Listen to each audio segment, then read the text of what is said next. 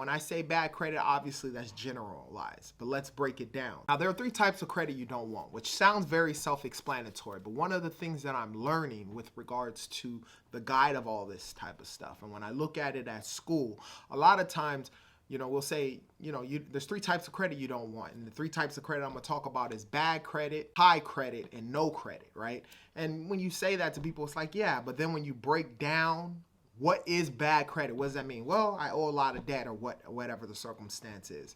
And so we know in general terms, but a lot of times when you condense and really break it down, sometimes you're like, oh, that's considered bad credit. Or, oh, I didn't know that was considered bad credit. So there are three types of credit that you do not want. And let's get into it. The first thing you do not want is bad credit. Now, when I say bad credit, obviously that's generalized, but let's break it down. Late payments, which represents 35% of your FICO score. Collections, which can drop your FICO score down 100 points very easily.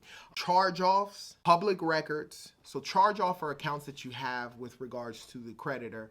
And that original creditor, let's say, I always use Capital One just because it's such a universal term with regards to a company a lot of people know.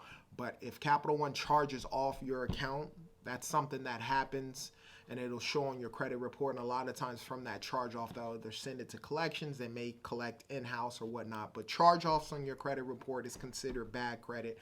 Public records, obviously, is considered bad credit. When we say public records, that can be anything with regards to like a judgment that you may get against a creditor. If a creditor sues you and takes you to court, that can become a public record, as well as child support will be considered a public record at times, depending on how it's placed on your credit profile, but mainly judgments from accounts that you may have. And lastly, bankruptcy, which is something I don't recommend anyone do.